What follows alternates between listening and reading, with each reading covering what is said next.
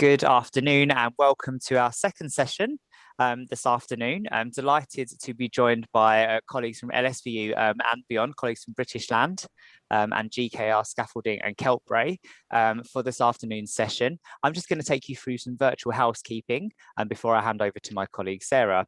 Starting with a short statement on respect and dignity. Whether in person or virtually, LSVU operates an environment built on equality, inclusion and acceptance and believes everyone should be treated with respect, dignity and courtesy. Please keep the conversation kind and respectful. We reserve the right to remove anyone who isn't. That's all we'll say on that. Just going to talk you through Zoom functionality. You'll see that I have just enabled closed captioning, which is the subtitles that you can now see appearing on your screen. You can hide those by clicking the up arrow next to the CC live transcript button, and that will hide those. But if you need them, please do feel free to use them. Next button along is the chat box, and we'd like to encourage you to use that throughout the session to share your thoughts and comments and for networking. In the absence of face-to-face events, this helps us to break down the virtual wall that we're experiencing. The next button along is the Q&A button, Q&A box. Please pop any questions for our panelists in there. We will get round to them shortly, and each presenter has scheduled in Q&A time, and we'll have a session between a Q&A session at the end between all of us. Finally, if you have any questions, I'm in the background, so please do let me know. Without further ado, I'd like to hand over to my colleague, Sarah Moore-Williams, Dean of LSVU's Business School. Thank you, Neil, and welcome everybody. Welcome to London South Bank University, and welcome to Southwark Chamber of Commerce and also to British Land. My name is Sarah. I am the Dean of the School of Business, and I'm also Chair of Southwark Chamber of Commerce, which is a role that I've just taken over.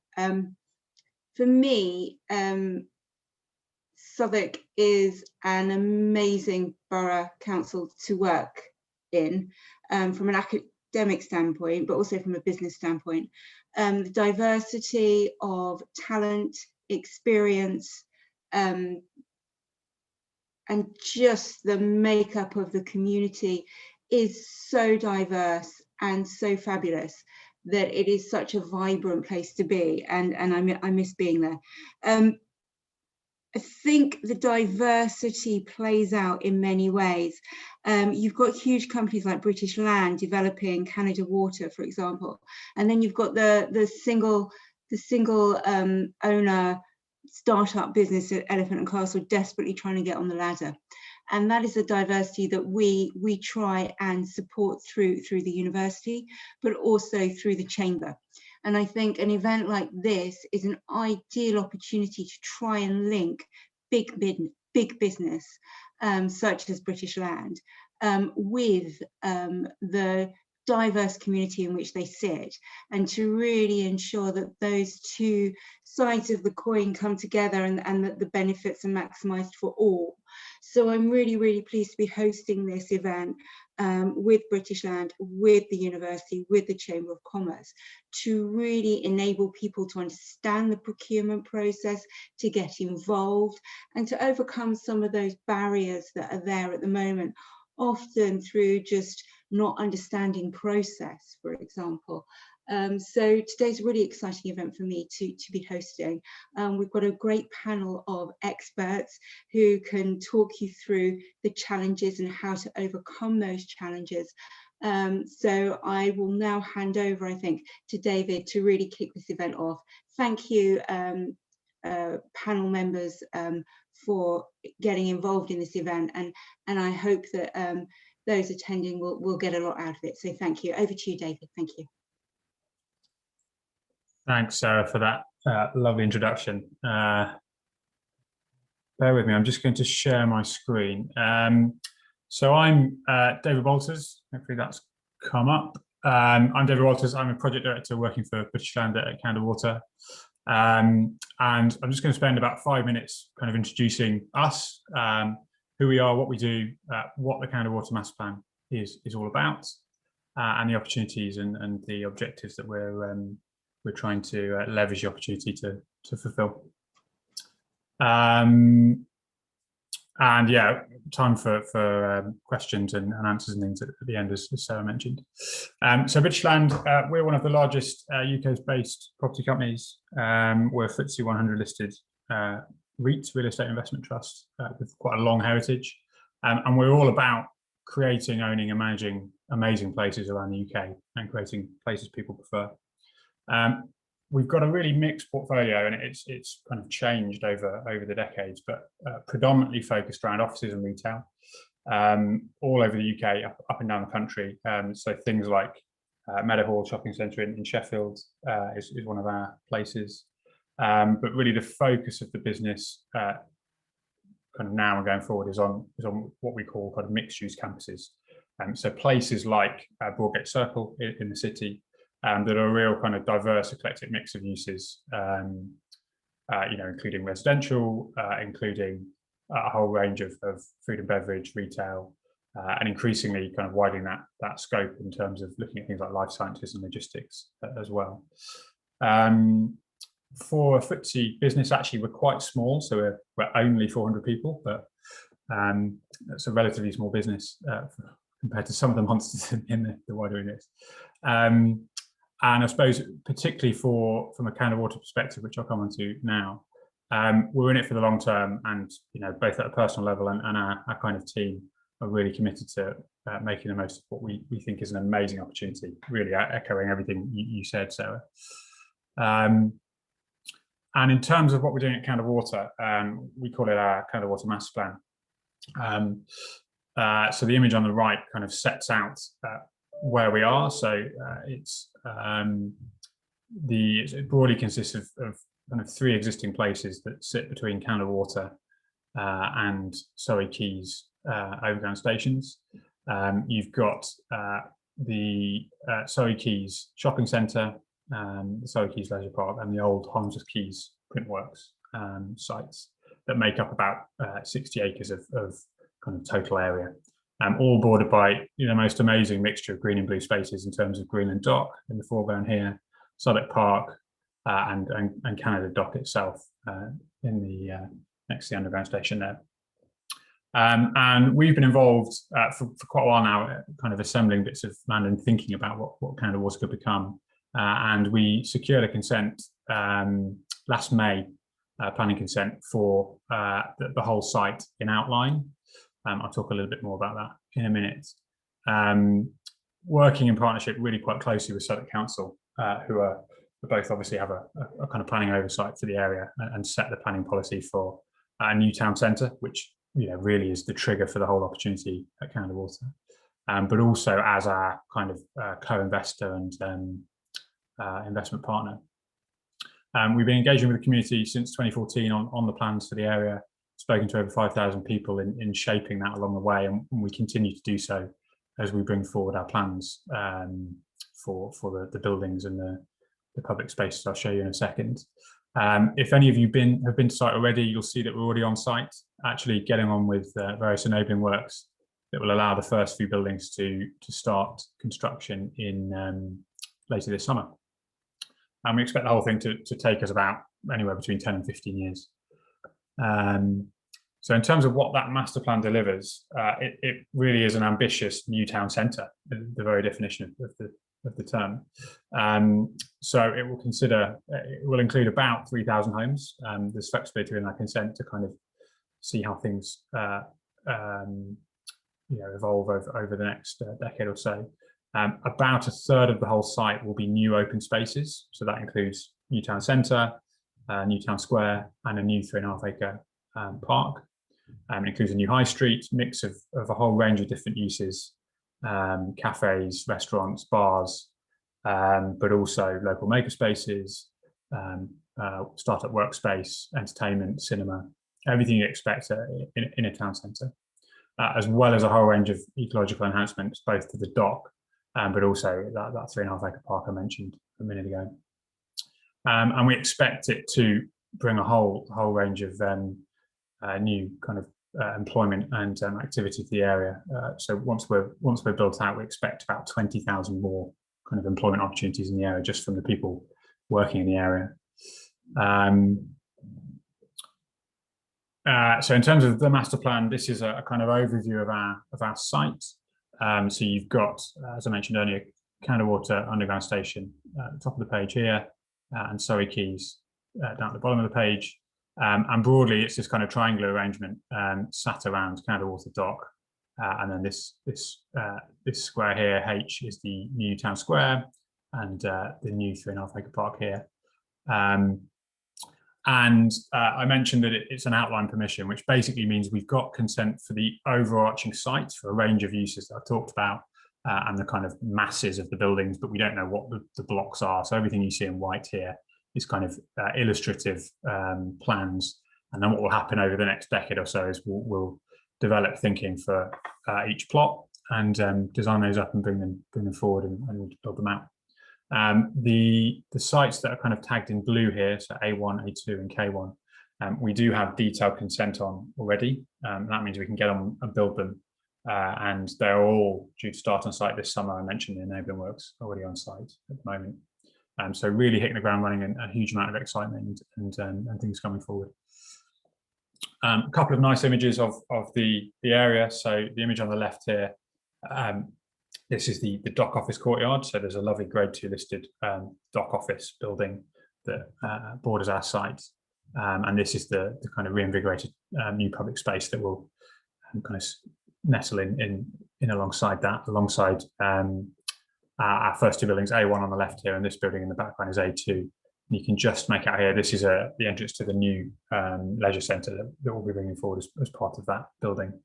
And then if you're on the right is a little bit more illustrative, but this idea of this new town square that we've included in the plans, that'll broadly be, for those of you who know the site, that'll broadly be where the current Tesco building is situated at the moment, and we relocate them into a new permanent home elsewhere in the scheme. So a huge amount of activity and excitement coming forward. We're thinking really quite hard now about how we deliver that, and we are already in discussions with some of the members of the supply chain to bring those first few buildings forward. The whole approach is really anchored in partnership, in long-term partnership with people. We've got a lot of work to do here. Things will move and change as we go, and we need the right people alongside us to help us achieve those goals. Generally, the approach we're taking, and we're already talking to some of the main contractors that will oversee these first buildings. Generally, it will be a kind of two-stage procurement approach, which means we'll go out and seek expression of interest on a range of kind of partner contractors, and then we'll go into detail and work with them to work out the plans and engage the wider supply chain from there. As I say, the main contractors on the first buildings are on board now, so that's Waits, Mace, and McClear and Rush. And really, the focus of our approach is around making sure the benefits of our master plan really do reach the local community in the widest possible sense. And we're working with all our main contractors to set out their community and skills plans that they'll deliver through each of these building contracts. Still very much work in progress. As I say, we're kind of working up our plans for these first buildings at the moment. But the target is that 10% of the kind of supply chain will be Southwark-based suppliers, and we're looking to go really beyond that and look at how we can leverage the opportunities of the scale of work here to kind of use that presence to help grow the next generation in terms of whether that's training, whether that's offering skills and support, mentoring, etc. So a range of opportunities hopefully come forward there. And I suppose the key thing to say really is we're really keen to hear your thoughts and your feedback. It's all up for discussion, up for grabs. Nothing's set in stone, and we're always looking for good ideas. In terms of next steps, I mentioned we're starting on site kind of imminently on the first few buildings, but really we're ramping up from there. So the following buildings that we're kind of developing our plans for and our designs for that will follow in the next kind of 2, 3, 4 years. Lots of opportunities coming in the pipeline there, and really please do get in touch, follow us on social media depending on your preferred platform. We're everywhere, and please do have a look around our website and drop us a line with any questions. Hopefully that gives a bit of an introduction and paves the way for for the wider session.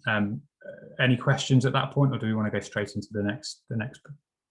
There's no questions at present, so I think we'll move straight into the next presentation, if that's okay. Sure. Brilliant. Fantastic. Thank you. I'd now like to introduce our next speaker. Welcome Darren Crisp, Supply Chain Manager for keltbray. Darren, over to you. Thanks very much. Just going to share my screen.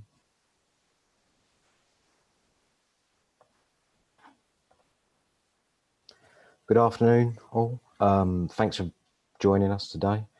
My name's Darren Crisp. I'm a Supply Chain Manager for keltbray.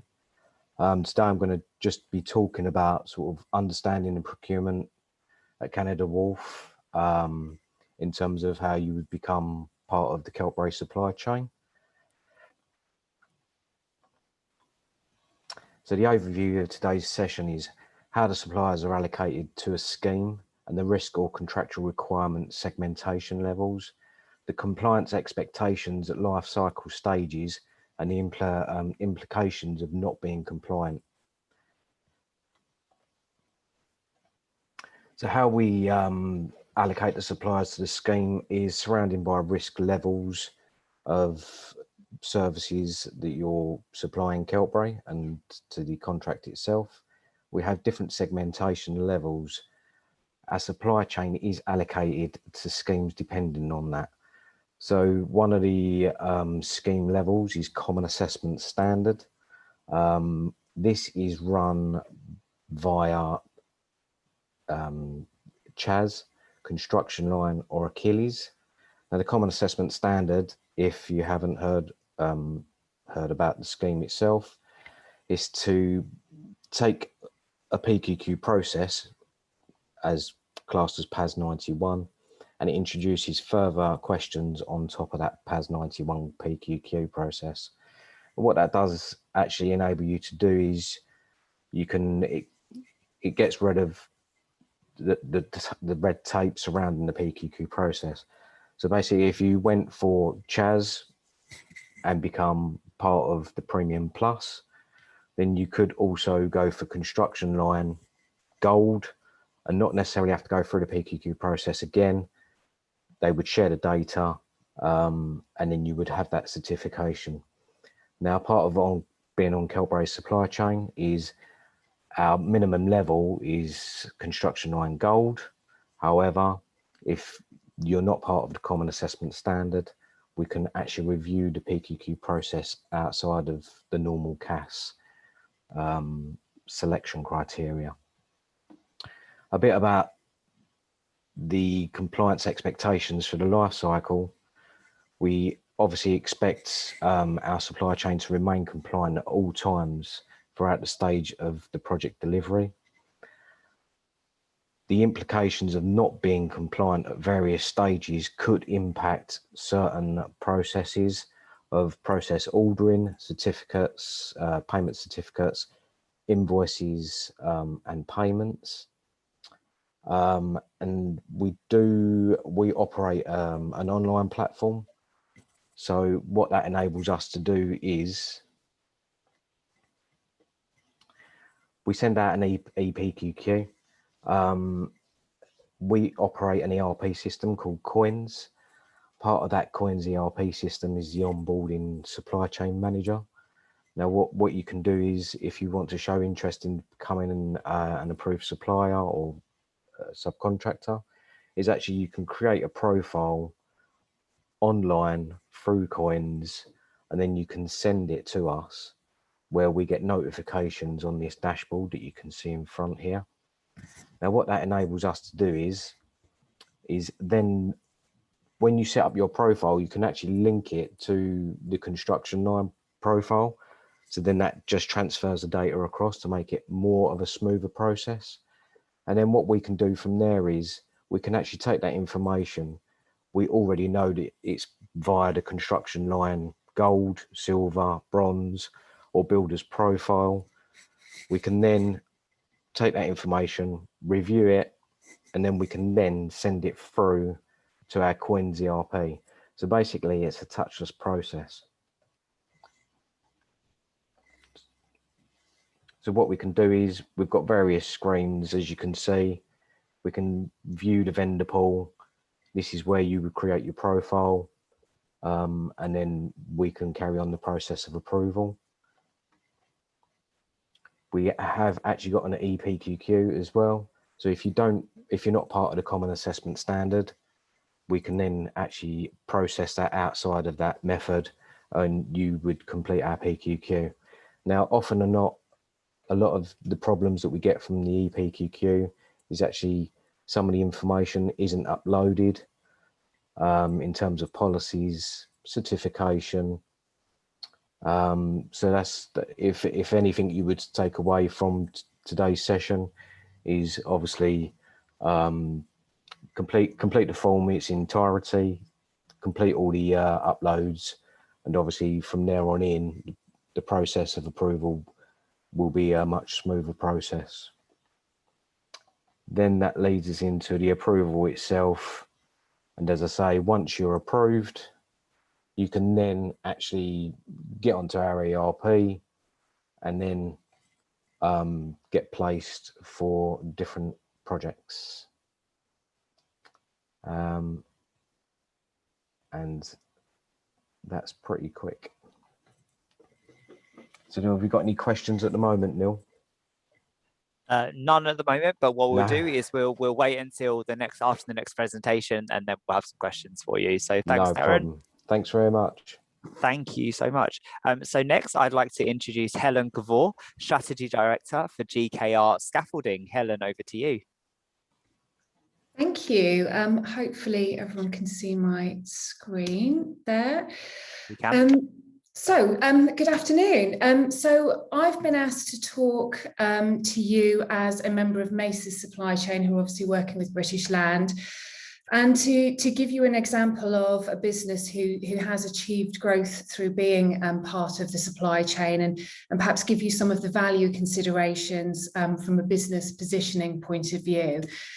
So we are based in Southwark, that's our headquarters, not that building there, but our headquarters are based in Southwark, but we did start out as being a very small scaffolding business in Kent with only 8 members of staff.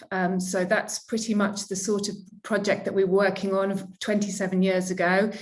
We are now working with a lot of the tier 1 contractors who are working in London and the South East. We're currently working on very big projects like Battersea Power Station. We've worked on the Shard, we've worked on Tottenham Hotspur Stadium. We've gone from being a business with under 30 members of staff to a business with over 300 members of staff and turning over £35 million a year.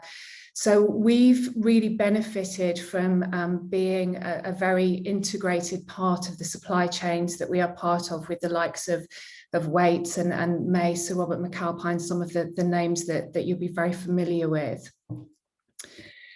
This is a quote that I really like, and it is a quote I used a lot when I first started working with GKR, which is, you know, essentially that the worst mistake a small business can make is to think like a small business.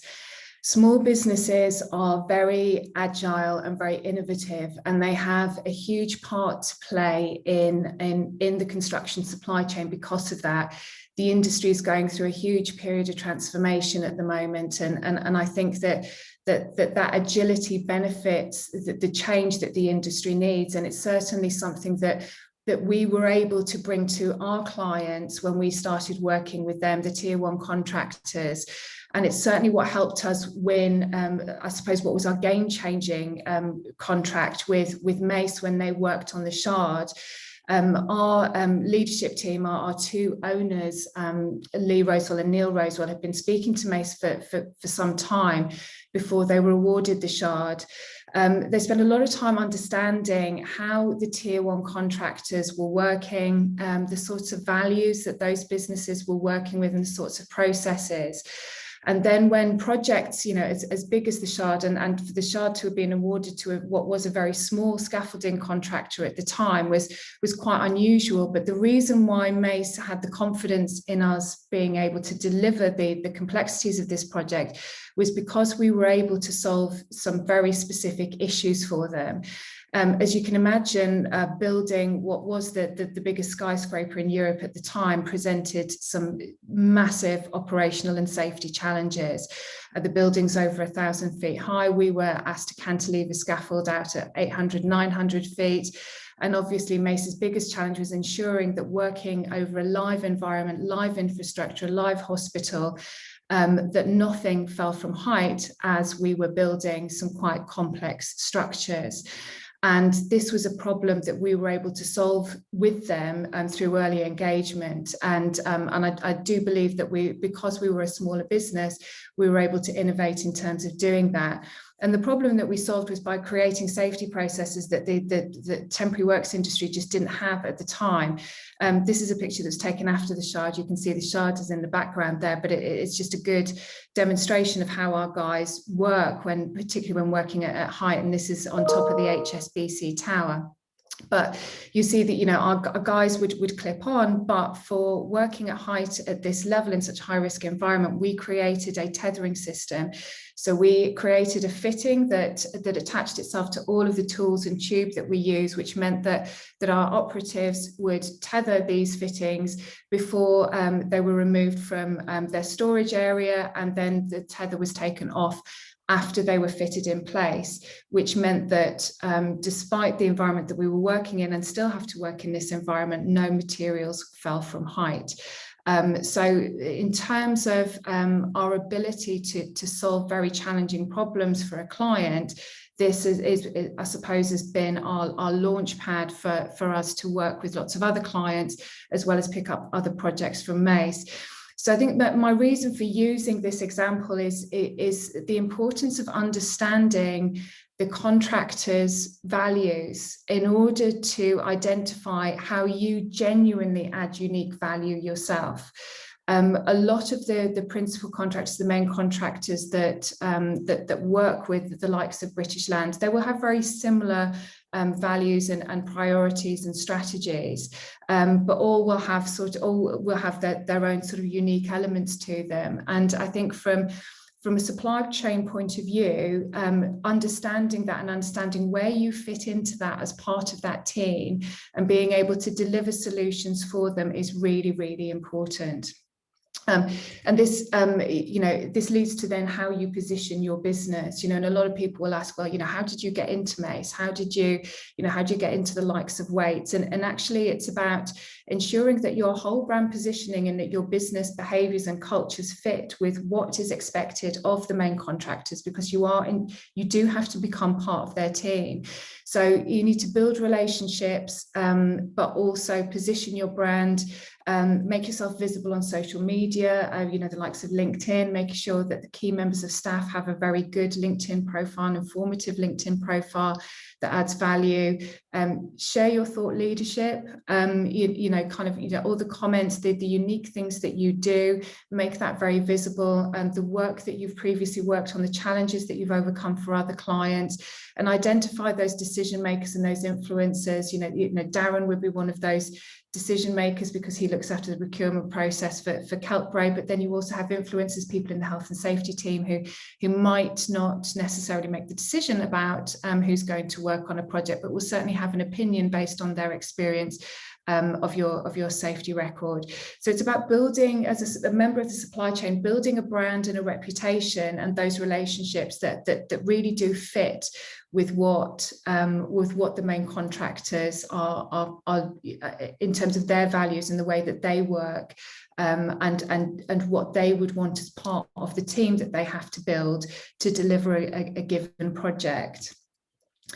So this kind of leads on to value-led tendering. You read a lot about value-led tendering, and if you look at the Construction Leadership Council website, it's quite a chunky document on there which talks about value, and you know, there's a lot of stuff, you know, in terms of sort of the intangible stuff that's outside the standards and the pricing schedule that you'll put together that will be really important to the main contractor, but also to developers like British Land as well, which help them achieve some of these softer objectives, and benefit how you work together as part of a supply chain team.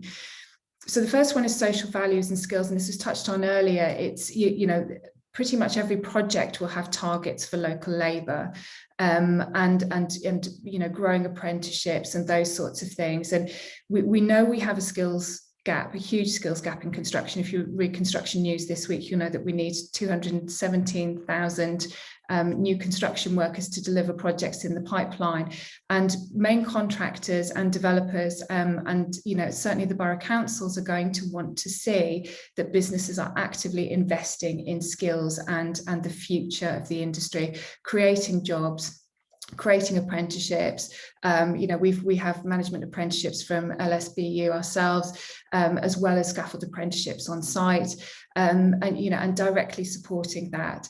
Also, as well, direct employment becoming increasingly important as well. The CLC have gone on record again to say that they're encouraging direct employment, and there is a number of reasons for this. If you employ your workers direct, not just take them on as CIS or self-employed, you're more likely to invest in their training, you're more likely to bring on apprentices, they're more likely to work in line with your values, and you would have been selected to be on that supply chain because you fit with the values and the ways of working for that main contractor. So that share of direct employment is going to become increasingly important in the procurement process. I know our industry body for scaffolding requires 75% direct employment, so with the vast majority of our workers are directly employed, and hopefully that shows in terms of the performance in the high risk environments that we work in.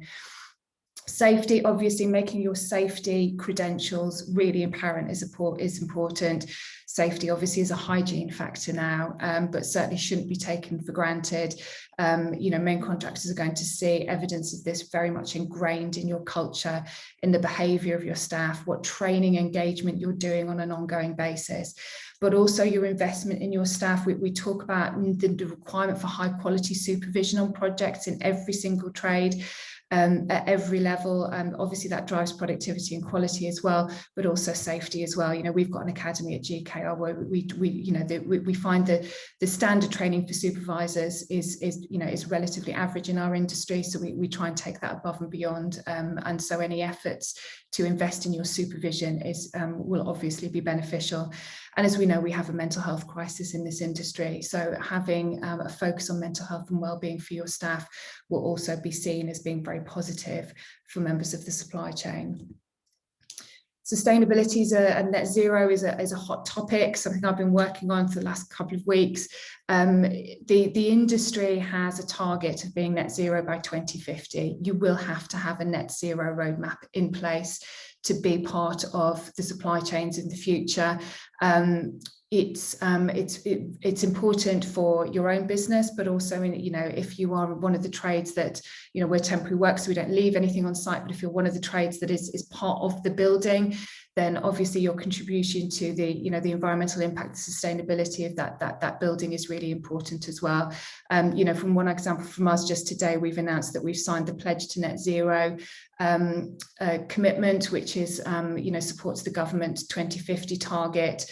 You know, we've changed our entire fleet over to hydrotreated vegetable oil, which reduces carbon emissions by 91%. We use renewable electricity in all of our offices. We've got some interesting offsets in British woodland and in the Amazon rainforest and things like that. So we kind of we know that we're going to be carbon neutral in the next week or so, and that'll be certified. But we have to have a net zero carbon strategy in place, and we know that our clients are going to be asking for that, you know, in the coming months and years.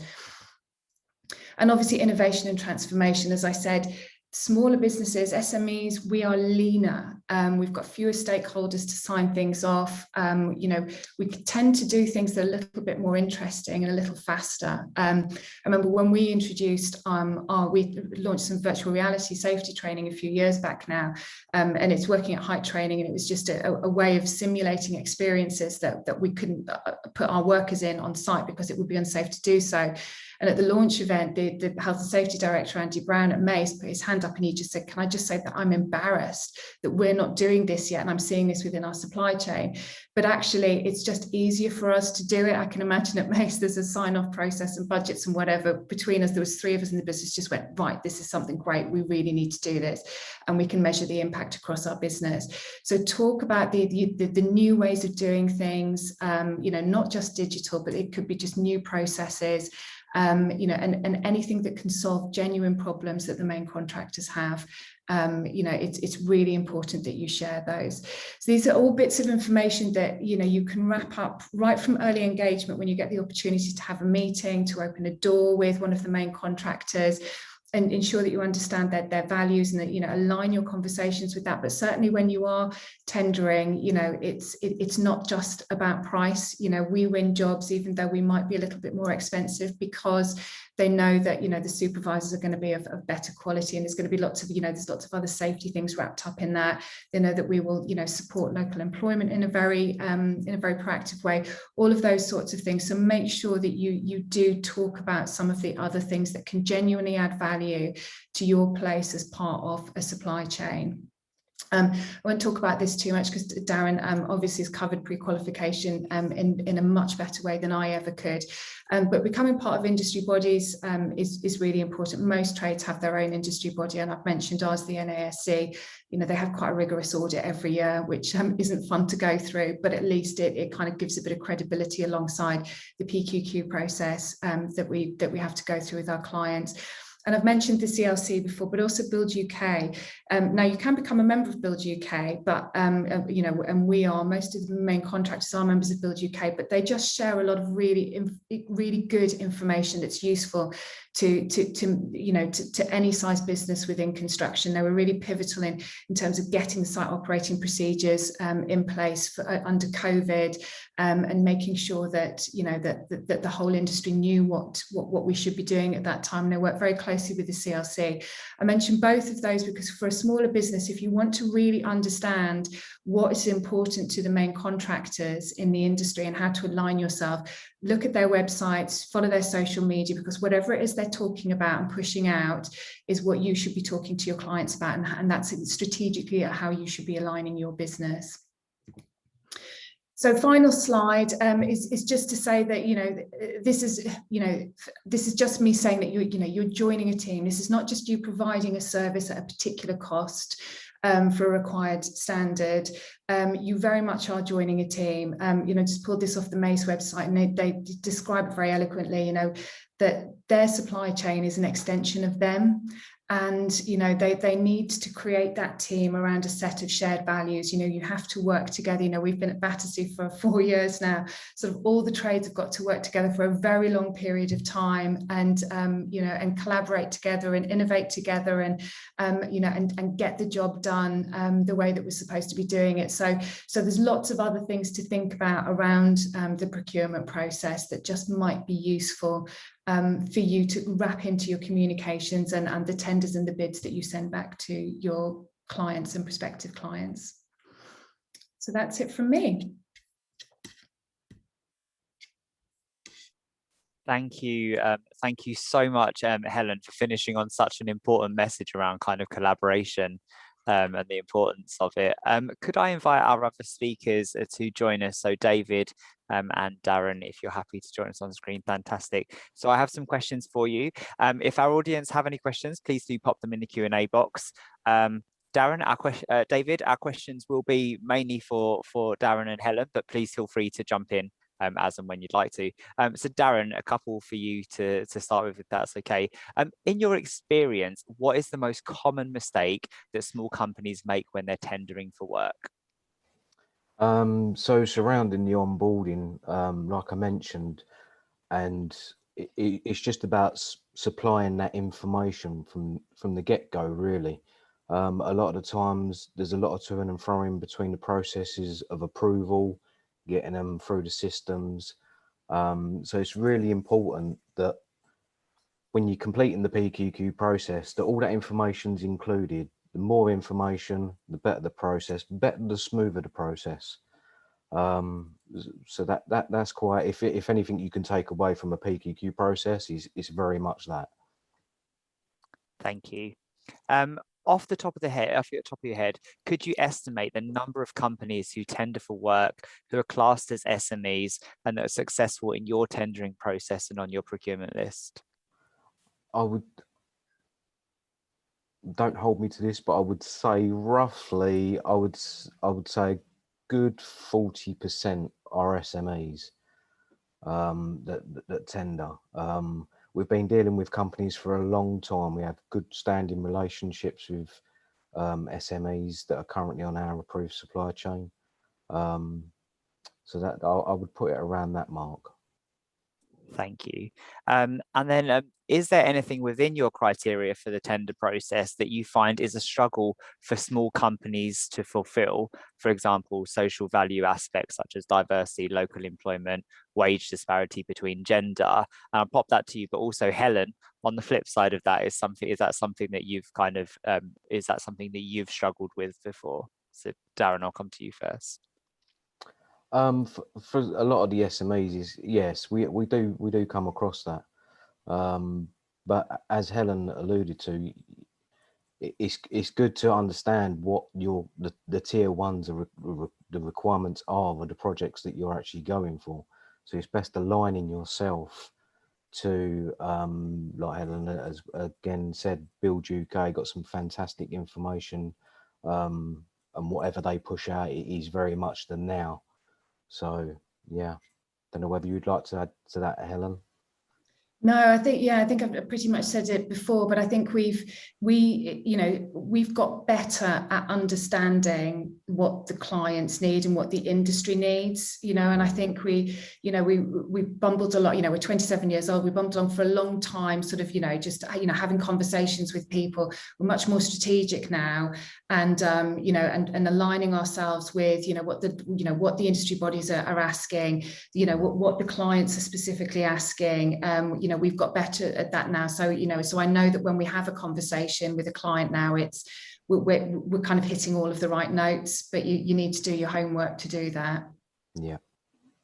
That was a solid piece of advice that I think came from your presentation, Helen. And actually, I think that a lot of what you covered could be applicable in any kind of industry. Yeah, definitely. Yeah, it's particularly, building relationships, brand positioning, and doing your research and identifying key decision makers. Absolutely. Do you have any examples of companies you've taken on who don't always meet the criteria but have still been successful? And what kind of actions did you take to help them in the process? I don't have a particular one, but yes, obviously we do get companies that do struggle with the PQQ process, but we've got a great in-house team. We have our own insurance manager. That is another downside, insurances. So not only we check for the 10 for, EL, PL and PI, we also check exclusions against them policies, which is really, really important. So again, we've got a great internal insurance manager that we can always talk through the process. It shouldn't be scary. If you're honest from the outset, we can help you through the process. And again, that's what I would say. It's all about building relationships. Mm. That, Can I just add to that? Yeah, of course. I just want to back up what Darren said, because I know our success would not have come about had it not been the support of the principal contractors. We weren't the finished product when we started working with the bigger companies. And it's businesses like Keltbray that do have great teams and, really want to support that ecosystem, because they know that they themselves are successful if they've got a good supply chain. And, and the best main contractors do put that effort into supporting the smaller businesses. And that's, that really helped us when we started growing into this part of the market. Thank you. That came up in this morning's session, actually, as kind of like the best thing that kind of like small businesses can do is be realistic about what they're able to achieve from the off, and then build it up from there. Is there anything you can think that could be made easier to attract small companies to tender?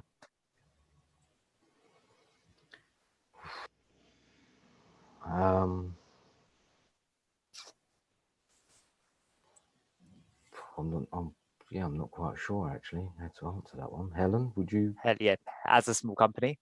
Yeah, well, I mean, I think events like this are really useful. To have keltbray at an event like this, and for people to hear firsthand, and if this was a live event, then the networking would be incredible. And I think that engagement that contractors can make at these sorts of events will help keep their supply chain fresh, helps keep their existing supply chain on their toes when they know there are other small businesses out there looking for opportunities. So I just think it's engagement with those markets, and then being facilitated by these sorts of events. Thank you. And one for you, Helen. What are the most important factors that MACE values in the tendering process, in your kind of opinion? At the moment, I think sustainability is probably, is a big one. They've got some very, big, net zero carbon targets, and so that's something that they will be looking for people coming onto the supply chain, as well as those that are already on the supply chain. But there's the usual stuff, safety, productivity, being able to deliver projects on time, on budget is obviously really, really important as well. And innovation as well. I think a lot of businesses now, they look at, how we can digitalize more processes. And, MACE have certainly led the way in that. That's something else that we spent a lot of time talking to them about. Yeah, you mentioned innovation, actually. You mentioned the simulation, the height simulation. Mm-hmm. That sounds very scary, by the way. Darren, how important is that kind of like when kind of like small, medium SMEs show that innovation? How important is that to you? Yeah, most definitely, because as Helen said in her presentation, it adds value. We do a very similar VR, certainly to clients. We do some virtual reality ourselves. So, sorry, the light's just gone off. Apologies. Sensors, part of our environmental program. So all that stuff is very good because it adds value. So yeah. Fantastic. And just a final question around sustainability. Waits brought up the issue of diversity in our session earlier. They focused on kind of like inclusion, equality, and diversity. And when you talk about sustainability, there's also the human element to sustainability. Is that becoming more important to the industry? Definitely. It's I'm the female on the leadership team at GKR, and I still have a sort of huge amount of respect for my male colleagues, because I don't come from a construction background either. So at the time I was one of I think it's maybe just a handful of women in the business. And now me being there, we do have a lot more women in the business, and we have a more diverse workforce. That is, it's something that we get asked for a lot, and it's really important that we are accountable to it in a very, very positive way. I have very strong opinions about it. I don't want women or people from diverse backgrounds coming into businesses to feel that they're filling a quota. I want to attract the right people into businesses, regardless of what their background is. But the more that we measure it, the more it matters, and the better those diversity figures will look. But it is something that every business is looking at in construction right now. Thank you. Would anyone else like to come in on that before I hand over to David?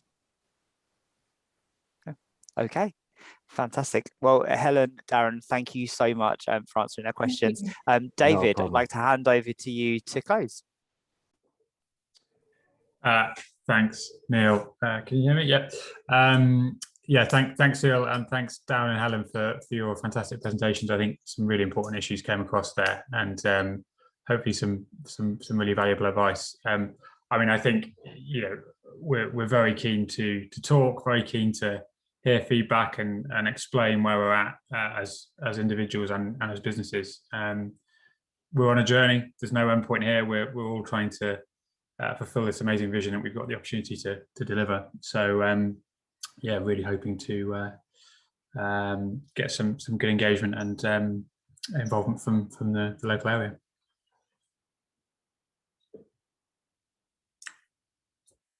Sorry, I'm on mute. It's bound to happen at one point. Thank you to our attendees for joining us, and thank you to our speakers. We'll call it there. Thanks, everyone. Bye. Thank you. Thanks very much. Cheers.